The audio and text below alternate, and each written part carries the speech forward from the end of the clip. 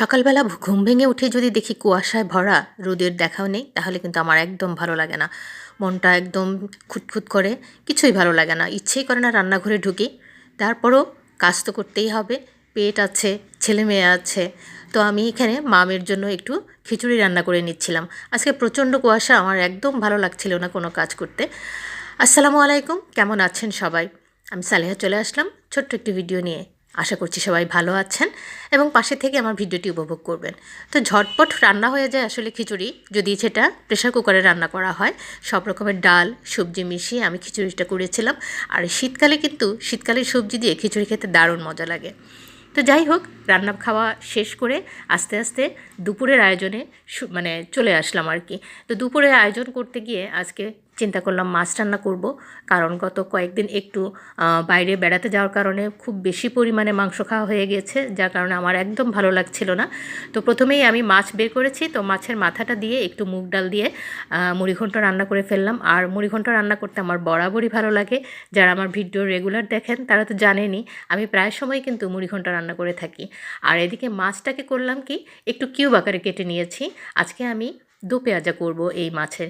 সাধারণত বড় বড় মাছের পিসগুলো তো আমরা ভাজি করে থাকি, মেয়েদেরও একঘেয়েমি চলে আসছে, ওরা তো এমনিই মাছ খেতে চায় না। তো আমি ভাবলাম একটু ভিন্নভাবে রান্না করি, যদি তাদের স্বাদ বদলায় বা তাদের রুচি হয় খাওয়ার জন্য।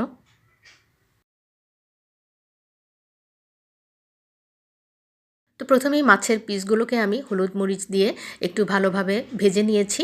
তারপরে কুচি করা পেঁয়াজ, কাঁচামরিচ এবং টমেটো এগুলো দিয়ে খুব সুন্দরভাবে আমি মশলাটা কষিয়ে নিয়েছি। তারপরে মাছের পিসগুলো দিয়ে এখন একদম শুকনা শুকনা করে ফেলবো।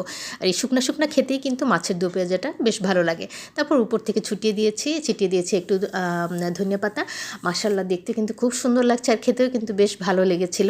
আপনাদের সাথে পিকটা শেয়ার করেছিলাম আমি, তো সেখানে অনেক কমেন্টস আসছিল, সবাই অনেক প্রশংসা করছিল যে সবারই আসলে অনেক পছন্দ মাছের দো পেঁয়াজা। তো যাই হোক, এদিকে মাছের দো পেঁয়াজা আর মুড়িঘণ্ট তো রান্না হয়ে গিয়েছে, পাশাপাশি এখন রান্না করব একটা কমন, সবার ঘরে ঘরে এখন প্রতিদিন এই আইটেমটা রান্না হয়, আর সেটা হচ্ছে শীতকালীন সবজি। শীতকালীন সবজিটা যে কি ভালো লাগে খেতে, এটা কি বলবো। এখন আমার বাচ্চারা না খেলেও আমি কড়াই ভর্তি করে দেখা যায় যে শীতকালের এই সবজিটা রান্না করি। তো প্রথমে আমি আলু আর গাজরটা একটু দিয়ে দিয়েছি, কারণ এগুলো একটু শক্ত থাকে, সেজন্য তাড়াতাড়ি সিদ্ধ হওয়ার জন্য আগে সেটা দিয়ে দিয়েছি। এরপরে দিলাম ফুলকপি আর শিম।